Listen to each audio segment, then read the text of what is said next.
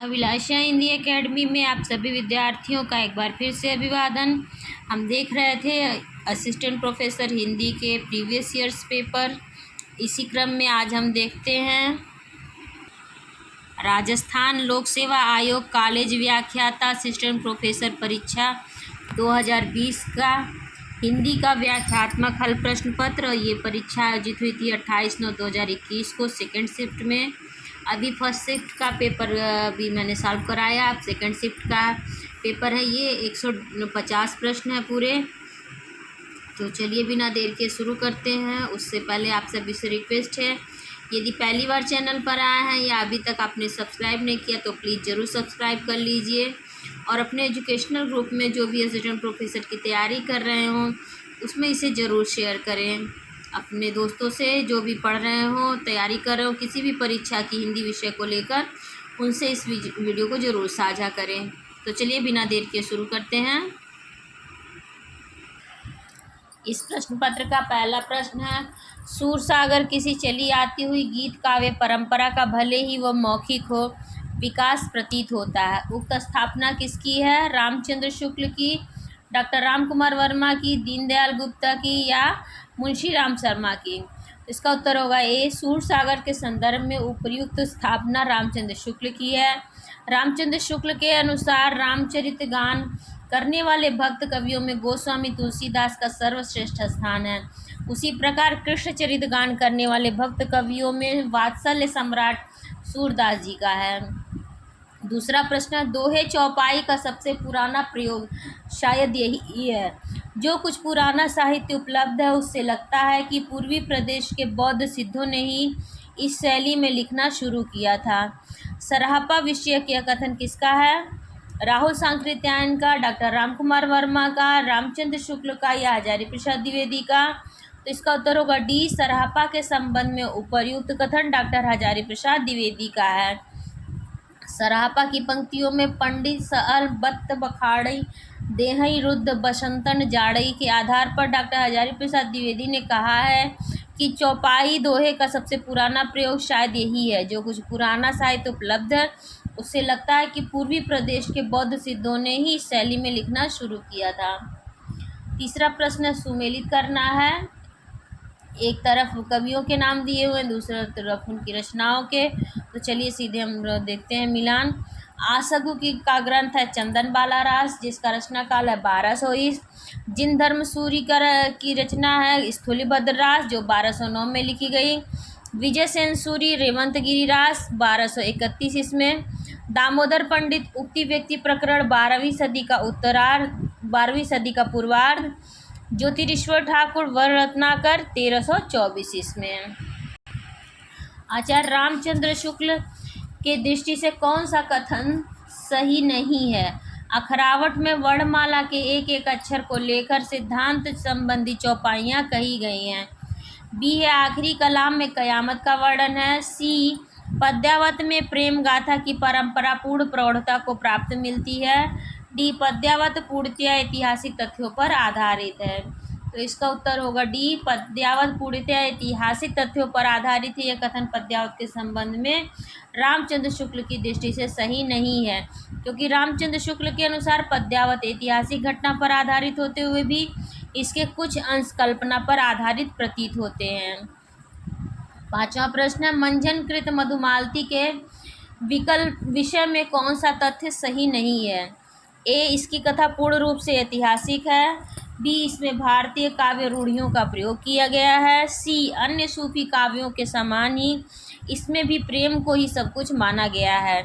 D, इसमें 5 अर्धाली चौपाइयों के बाद दोहे का प्रयोग है। इसका उत्तर होगा ए, मंझनकृत मधुमालती का रचना काल 1545 ईसा है। मधुमालती में भारतीय काव्य रूढ़ियों का प्रयोग किया गया है। अन्य सूफी काव्यों के समान ही इसमें भी प्रेम को ही सब कुछ माना गया है, किंतु इसकी कथा पूर्ण रूप से ऐतिहासिक नहीं बल्कि इसके कुछ महत्वपूर्ण अंश पूर्णतः कल्पना पर आधारित हैं। कबीरदास ऐसे ही मिलन बिंदु पर खड़े थे जहाँ से एक ओर हिंदुत्व निकल जाता और दूसरी ओर से मुसलमानत्व। कबीर उक्त कथन किसकी है? उक्त मान्यता किसकी है? रामचंद्र शुक्ल, श्याम सुंदर दास, सी हजारी प्रसाद द्विवेदी, डी सरनाम सिंह। शर्मा। तो इसका उत्तर होगा सी, कबीर विषय को उपयुक्त कथन डॉक्टर हजारी प्रसाद द्विवेदी का है। कबीर ने अपनी झाड़ फटकार के द्वारा हिंदुओं और मुसलमानों के कट्टरपन को दूर करने का जो प्रयास किया वह अधिकतर चिढ़ाने वाला सिद्ध हुआ, हृदय को स्पर्श करने वाला नहीं। रामचंद्र शुक्ल। कबीर की भाषा पंचमेल खिचड़ी है, श्याम सुंदर दास का कथन है।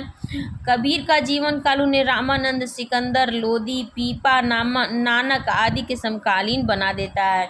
ये डॉक्टर सरनाम सिंह की मान्यता है। हिंदी प्रेमाख्यानक काव्य परंपरा से संबंधित असंगत कथन है। निर्विवाद रूप से सभी प्रेमाख्यानक तत्सम शब्दावली प्रधान अवधि भाषा में रचित हैं। ये काव्य प्रबंधात्मक शैली में रचित हैं। इसके पात्र मुख्यतः दो श्रेणियों मानवीय और मानवेतर के हैं। डी, इन काव्यों की मूल भावना प्रेम है। तो इसका उत्तर होगा ए। प्रेमाख्यान काव्य परंपरा में सभी प्रेमाख्यान तत्सम शब्दावली प्रधान अवधि भाषा में रचित हैं। यह कथन असंगत है। प्रेमाख्यान काव्य परंपरा निम्नलिखित के आधार पर सही विकल्प चुनिए। कबीर जो कुछ कहते थे शास्त्रीय ज्ञान के आधार पर कहते थे, वह उनकी उक्तियां बेधने वाली और व्यंग चोट करने वाले होते थे। इसका विकल्प ए और बी दोनों सही हैं। बी है अ गलत ब सही, सी है अ और ब दोनों गलत, और डी है अ सही और ब गलत। तो देखिए इसका उत्तर होगा बी, कबीर की उक्तियां बेधने वाली और व्यंग चोट करने वाले होते थे। यह कथन सत्य है, किंतु यह कथन तर्कसंगत नहीं है कि वे जो कुछ कहते थे शास्त्रीय ज्ञान के आधार पर कहते थे। उनका खुद का कहना था कि मसी कागज छुयो नहीं, कलम गयो नहीं हाथ। इस आधार पर उनका साक्षर न होना प्रमाणित होता, अर्थात उनके वचनों एवं उपदेशों का आधार सूफी संतों का सत्संग एवं प्रत्यक्ष लोक व्यवहार के अधिक निकट प्रतीत होता है। कौन सा कथन असंगत है? कृष्णगढ़ नरेश महाराज सावंत सिंह ही प्रसिद्ध भक्त कवि नागरीदास हैं। बी है नगरौनगढ़ के राजा संत पीपा ने स्वामी रामानंद से दीक्षा ली थी। सी है जम्भनाथ ने अपने आदर्शों के प्रचारार्थ ब्रह्म संप्रदाय की स्थापना की। डी है साहजोबाई ने ब्रह्म तत्व का निर्गुण सगुण निरपेक्ष अनिर्वचनीय स्थिति का अनुभूतिपरक वर्णन किया है। इसका उत्तर होगा सी। असंगत कथन है जम्भनाथ ने अपने आदर्शों के प्रचारार्थ ब्रह्म संप्रदाय की स्थापना की। ब्रह्म संप्रदाय की स्थापना का श्रेय माधवाचार्य को है, जबकि जम्भनाथ ने विष्णुई संप्रदाय की स्थापना की थी। जम्भनाथ का विष्णुई संप्रदाय नाथपंथ से प्रभावित है। 10वां प्रश्न है पुष्टि मारक को जहाज जात है सो जाको कछु लेना होए सो लेओ। सूरदास की मृत्यु को सन्निकट जानकर ये शोकार्त वचन किसके हैं?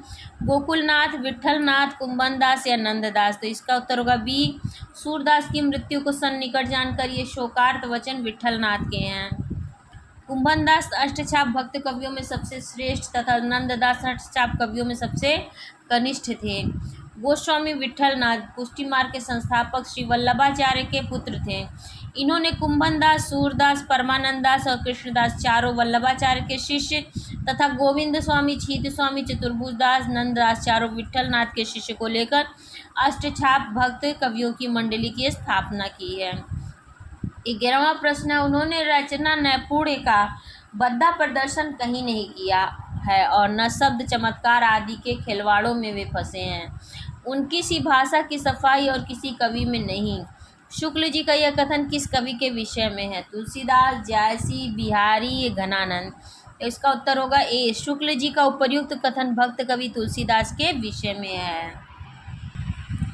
12वां प्रश्न है कवित्व विवेक एक नहीं मोरे, सत्य कहूँ लिखी कागद कोरे। यह विनियोक्ति किस कवि की है? कबीर, सूरदास, रहीम या तुलसीदास। तो प्रस्तुत विनियोक्ति गोस्वामी तुलसीदास की प्रमुख रचना रामचरितमानस के बालकांड से अवतरित है। कबीरदास की रचना है बीजक जो 1398 इनका समय है 1518 तक। सूरदास सूरसागर इनकी रचना है, इनका समय है 1478 से 1583। और रहीम की रचना है मदनाष्टक 1553 से 1626। भाषा भूषण के रचनाकार हैं भूषण, मतीराम, जसवंत सिंह या पत्याकर। तो भाषा भूषण के रचनाकार जसवंत सिंह हैं। जसवंत सिंह का जन्म 1626 ईस्वी में मारवाड़ तथा निधन 1688 ईस्वी में हुआ। इनके रचित ग्रंथों में भाषा भूषण, प्रबोध चंद्रोदय, सिद्धांत सार आदि प्रसिद्ध हैं। निम्नलिखित के आधार पर सही विकल्प चुनिए। निर्गुण भक्ति में गुरु को वही महत्व प्राप्त है जो साधना के अन्य रूपों ज्ञान मार्ग, सगुण भक्ति या रहस्यवाद में प्राप्त है। ब है निर्गुण भक्ति का आलम्बन निराकार और अगोचर है तथा सगुण भक्ति का आलम्बन साकार एवं गोचर है। इसका ए है अ और ब दोनों गलत, बी है अ सही और ब गलत, सी है अ और ब दोनों सही, डी है अ गलत ब सही। इसका उत्तर होगा सी। निर्गुण भक्ति के संबंध में उपयुक्त दोनों कथन सही हैं। 15वां प्रश्न है, मूल गोसाई चरित्र के रचनाकार हैं नाभादास, प्रियादास, बेनी माधवदास या नरहरिदास। तो इसका उत्तर होगा सी। मूल गोसाई चरित्र के रचनाकार बेनी माधवदास हैं। अपनी इस रचना में बेनी माधवदास ने तुलसीदास का चरित्र चित्रण करने के साथ ही मीराबाई और तुलसीदास के पत्राचार का उल्लेख भी किया है। राजस्थान से संबंधित संत भक्त संप्रदाय नहीं है। निरंजनी संप्रदाय, जसनाती संप्रदाय, लालदासी संप्रदाय या बावरी संप्रदाय। तो इसका उत्तर होगा डी। बावरी संप्रदाय की स्थापना बावरी साहिबा ने की थी। भक्तिकालीन प्रमुख संप्रदाय उनके प्रवर्तक इस प्रकार हैं। कबीर पंथ कबीरदास ने, इसका केंद्र था काशी। सिख संप्रदाय गुरु नानक ने पंजाब से शुरू किया। विष्णुई संप्रदाय जम्बनाथ का है बीकानेर से। निरंजनी संप्रदाय हरिदास निरंजनी किया का है डीडवाड़ा से। लाल पंथ लालदास का है अलवर से। दादू पंथ दादू दयाल का है राजस्थान से और सत्यनामी जगजीवन दास का है नरनौलोन से। 17वां प्रश्न, भक्तमाल नाभादास कृत के टीकाकार हैं प्रियादास, विठलनाथ, अग्रदास या कीला। तो इसका उत्तर होगा ए। नाभादास कृत भक्तमाल के टीकाकार प्रियादास जी हैं। इन्होंने भक्तमाल की टीका भक्ति रस बोधिनी के नाम से की है। इनकी अन्य रचनाएं हैं रसिक मोहिनी, भक्त सुमिरनी। राम भक्ति काव्य धारा से संबद्ध कवि नहीं है। स्वामी अग्रदास, प्राणचंद चौहान, गदाधर भट्ट या हृदय राम। तो इसका उत्तर होगा सी। गदाधर भट्ट कृष्ण काव्य धारा से संबंधित कवि हैं। बाकी के तीनों कवि राम भक्ति शाखा से संबंधित हैं। इनमें से कौन सा कवि ज्ञान मार्गी विचारधारा से संबद्ध नहीं माना जाता? जम्बनाथ, ध्रुवदास, मलुकदास, सुंदरदास। इसका उत्तर होगा बी। ध्रुवदास जी राधा वल्लभ संप्रदाय के भक्त कवियों में प्रमुख हैं, जबकि जम्बनाथ, मलुकदास और सुंदरदास ज्ञान मार्गी शाखा के प्रमुख कवि हैं। राधा वल्लभ नामक वैष्णव भक्ति संप्रदाय के प्रवर्तक हैं वल्लभाचार्य, हितहरिवंश, स्वामी हरिदास, चैतन्य महाप्रभु। तो इसका उत्तर होगा बी। राधा वल्लभ संप्रदाय के प्रवर्तक गोस्वामी हितहरिवंश हैं। इनका जन्म विक्रमी संवत 1559 तथा निधन संवत 1609 में हुआ। स्फुट पदावली तथा हित 84 ब्रजभाषा इनकी प्रमुख रचनाएं हैं। कौन सा विकल्प सुसंगत नहीं है? कबीर परिचय अनंतदास, ज्ञान समुद्र सुंदरदास, ज्ञान दीपक दरिया साहब, ज्ञान बोध रामानंद। इसका उत्तर होगा डी। ज्ञान बोध भक्तिकालीन संत कवि मलुकदास की रचना है, जबकि ज्ञान लीला, ज्ञान तिलक, योग चिंतामणि, राम रक्षा स्तोत्र आदि रामानंद की कृतियां हैं। संत दादू दयाल की शिष्य परंपरा से असंबद्ध संत है पीपा, सुंदरदास, रज्जब, गरीबदास। इसका उत्तर होगा ए। संत दादू दयाल की शिष्य परंपरा से असंबद्ध संत पीपा हैं। दादू दयाल जी का जन्म 1544 ईस्वी में हुआ। इनकी शिष्य परंपरा में 52 शिष्य माने जाते हैं। दादू पंथ के उत्तराधिकारी दादू के पुत्र गरीबदास तथा मिस्कीन दास हैं। दादू दयाल ने 1574 ईस्वी में राजस्थान में दादू संप्रदाय की स्थापना की, जो उनकी मृत्यु के बाद दादू पंथ नाम से प्रसिद्ध हुआ। इनका निधन 1603 ईस्वी में हुआ। पीपा रामानंद जी को अपना गुरु मानते थे।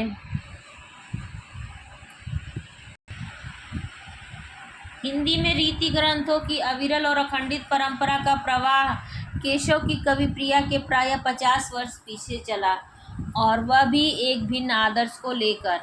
ए Hazari Prasad Dwivedi, B doctor again, सी विश्वनाथ प्रसाद मिश्र और डी आचार्य रामचंद्र शुक्ल। इसका उत्तर होगा डी। उपर्युक्त कथन आचार्य रामचंद्र शुक्ल जी का है। अपनी रचना हिंदी साहित्य का इतिहास के उत्तर मध्यकाल के प्रकरण 1 में उन्होंने बताया इसमें संदेह नहीं कि काव्य रीति का सम्यक समावेश पहले पहल आचार्य केशव ने ही किया, किंतु यह प्रवाह केशव के आदर्श को लेकर नहीं चला, बल्कि उनसे 50 वर्ष पीछे एक भिन्न आदर्श के आधार पर। 24वां प्रश्न, निम्नलिखित कथनों से संबंधित सही विकल्प चुनिए। ए, रीति कविता राजाओं और रईसों के आश्रम में पली है। ब, उनकी अंतः प्रेरणा और स्वरूप को कवियों और उनके आश्रयदाता दोनों के संबंध में से ही समझा जा सकता है।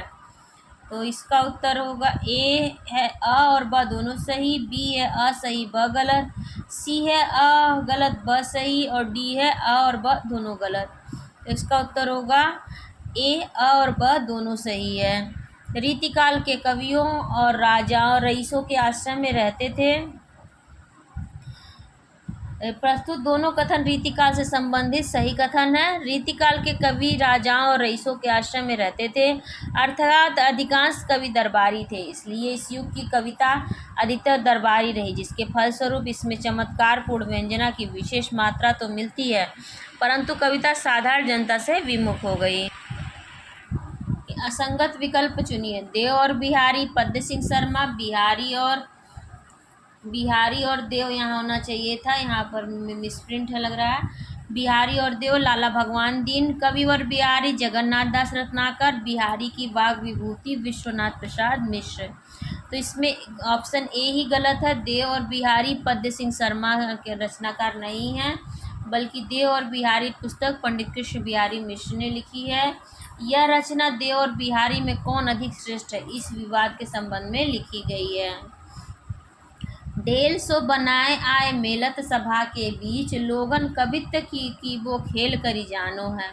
इस काव्यांश के रचयिता हैं घनानंद बोधा ठाकुर आलम।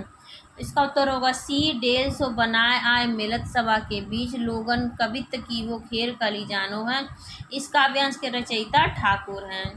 विज्ञान गीता के रचनाकार हैं भिखारी दास, ग्वाल, पद्याकर या केशवदास। इसका उत्तर होगा टी, विज्ञान गीता के रचनाकार केशवदास हैं। आचार्य केशवदास का जन्म 1555 में ओरछा में हुआ था। ये ओरछा नरेश के भाई इंद्रजीत सिंह के दरबारी कवि, मंत्री और गुरु थे। इनका निधन 1617 में हुआ। केशव अलंकार संप्रदायवादी आचार्य कवि थे। आचार्य रामचंद्र शुक्ल ने इनकी क्लिष्टता के कारण इन्हें कठिन काव्य का प्रेत कहा और छंदों का अधिक प्रयोग करने के कारण कुल 1717 छंद। डॉक्टर रामस्वरूप चतुर्वेदी ने इनकी रचना रामचंद्रिका को छंदों का अजायब घर कहा है। इनकी प्रमुख रचनाएं हैं रसिक प्रिया, कवि प्रिया, नखशिख, रतन बावनी आदि। निम्नलिखित में से कौन सा ग्रंथ मात्र अलंकार निरूपक नहीं है? ए, कविकुल कंठाभरण, बी, शिवराज भूषण, सी, कविकुल कल्पतरु या डी, ललित ललाम। इसका उत्तर होगा सी, चिंतामणिकृत कविकुल कल्पतरु मात्र अलंकार निरूपक ग्रंथ नहीं है। इसमें कुल 1133 पद्य हैं जो 8 प्रकरणों में विभाजित हैं। इस ग्रंथ का समय संवत 1707 माना जाता है। प्रथम प्रकरण काव्य भेद काव्य लक्षण से संबंधित है। द्वितीय एवं तृतीय प्रकरण अर्थ सहित अलंकार निरूपण। चतुर्थ प्रकरण काव्य दोष विवेचन से संबंधित है। पंचम प्रकरण इसके 3 भाग हैं, जिसमें शब्दार्थ निरूपण, ध्वनि अभेदोपभेद विवेचन है। कौन सी रचना मात्र पिंगल छंद निरूपक है? भाषाभूषण, वृत्त विचार, काव्य रसायन या काव्य निर्णय। तो इसका उत्तर होगा बी, वृत्त विचार नाम से 2 रीतिकालीन कवियों के छंद निरूपक ग्रंथ प्रकाश में आए हैं। शेष विकल्पों में जसवंत सिंह कृत भाषाभूषण अलंकार निरूपक ग्रंथ है। देवकृत काव्य रसायन नायिका भेद निरूपक ग्रंथ है, जबकि भिखारी दास कृत काव्य निर्णय काव्यांग निरूपक ग्रंथ है। कौन सी रचना रस नायक नायिका भेद निरूपक नहीं है? जगत विनोद, सुधा निधि, सुख सागर तरंग या पद्याभरण। तो इसका उत्तर होगा डी, पद्माभरण रस नायक नायिका भेद निरूपक ग्रंथ नहीं है।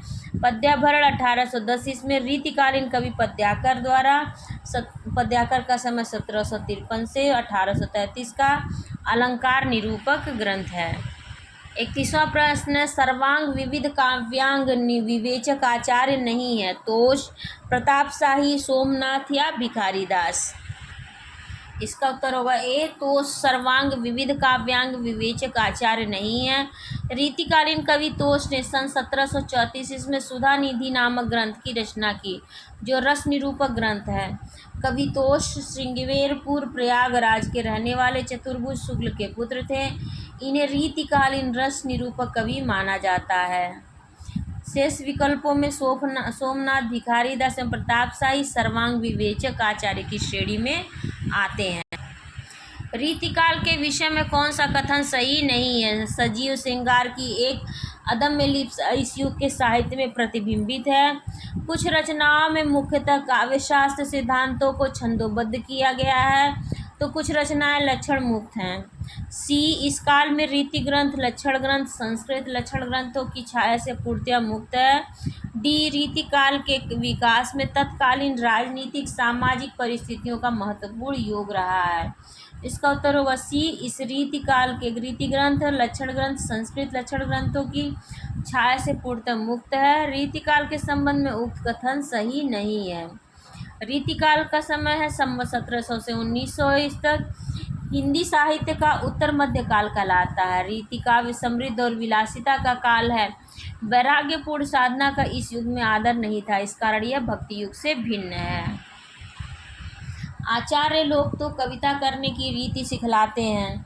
मानव संसार से कहते हैं कि अमुकामुक विषयों के वर्णनों में अमुक प्रकार के कथन उपयोगी हैं और अमुक प्रकार के अनुपयोगी। उक्त कथन किसका है? डॉक्टर रामकुमार वर्मा, मिश्र बंधु, विश्वनाथ प्रसाद मिश्र या डॉक्टर नगेंद्र का? तो इसका उत्तर होगा बी, उपर्युक्त कथन मिश्र बंधुओं ने रीतिकाल का नामकरण करने के लिए अपनी कृति मिश्र बंधु विनोद में स्पष्ट किया है।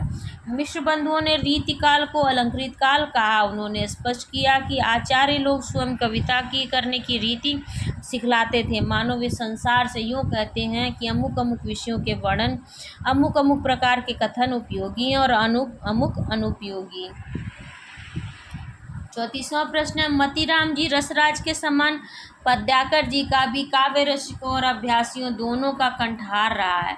वास्तव में श्रृंगार रस का सार ग्रंथ सा प्रतीत होता है। शुक्ल जी का यह कथन पद्याकर की किस रचना के संदर्भ में है? ए, पद्याभरण, बी, हिम्मत बहादुर विरुदावली, सी, जगत विनोद, डी, गंगा लहरी। तो इसका उत्तर होगा सी, शुक्ल जी का उपर्युक्त कथन पद्याकर की कृति जगत विनोद के संदर्भ में है।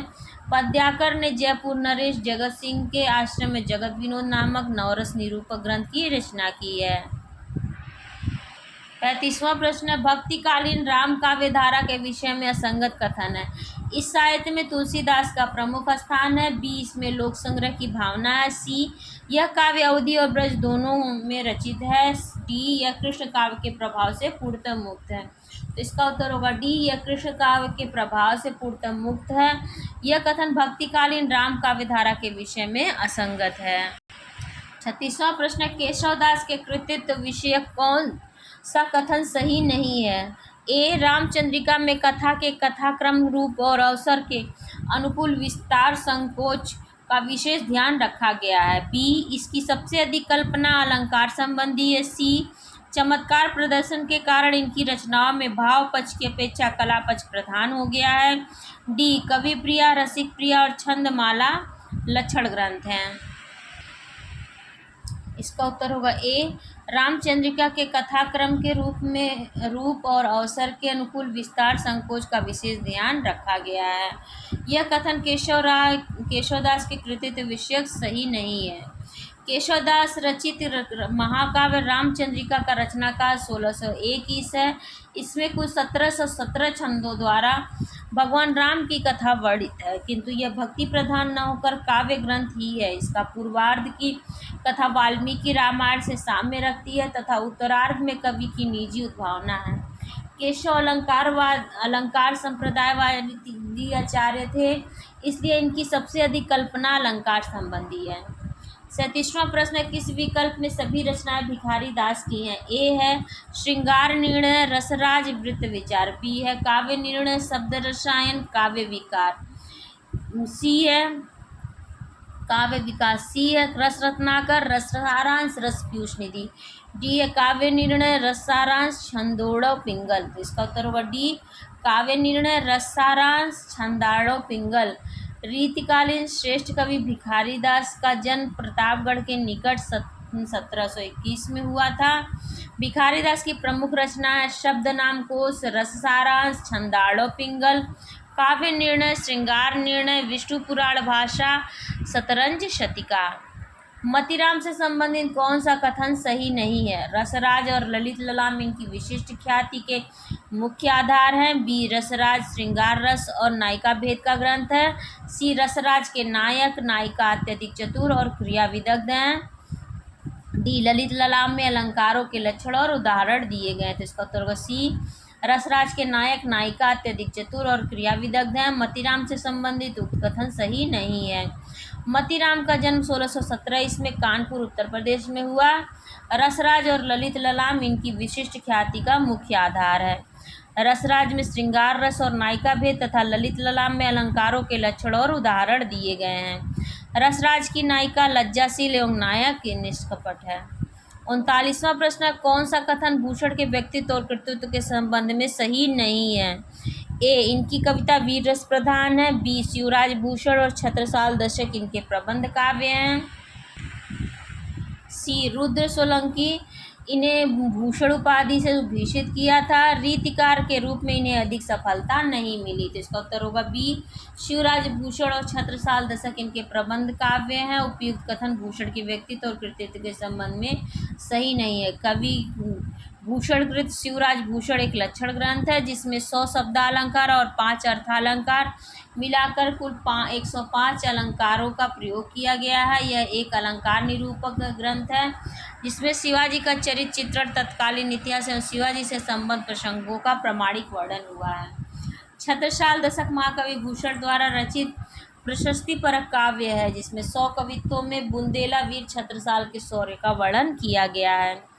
40वां प्रश्न, देवकृत सुख सागर तरंग को नायिका भेद का एक विश्व को समझना चाहिए। उक्त कथन किस विद्वान का है? डॉक्टर नगेंद्र का, मिश्र बंधु का, विश्वनाथ प्रसाद मिश्र का या आचार्य रामचंद्र शुक्ल का। तो इसका उत्तर होगा ए, देवकृत सुख सागर तरंग को नायिका भेद का एक विश्व को समझना चाहिए। उक्त कथन डॉक्टर नगेंद्र का है। कविदेव का सुख सागर तरंग इनका अंतिम लक्षण ग्रंथ माना जाता है जो पिहानी के अकबर अली खां को समर्पित है। सुख सागर तरंग प्राय अनेक ग्रंथों से लिए हुए कवित्वों का संग्रह है। सुख सागर तरंग का संपादन 1897 ईस्वी में मिश्र बंधुओं के पिता बाल दत्त मिश्र ने किया था। रीतिकाल के कवियों में ये बड़े ही प्रगल्भ और प्रतिभा संपन्न कवि थे। ये आचार्य रामचंद्र शुक्ल का कथन है देव के संबंध में। 41वां प्रश्न है, इसका एक एक दोहा हिंदी साहित्य में एक एक रत्न माना जाता है। शुक्ल जी का उक्त कथन किस रचना के संदर्भ में है? मतीराम सतसई, वृंद सतसई, दोहावली तुलसीदास या बिहारी सतसई। तो इसका एक एक दोहा हिंदी साहित्य में एक एक रत्न माना जाता है। रामचंद्र शुक्ल का उक्त कथन कवि बिहारी की रचना बिहारी सतसई के विषय में है।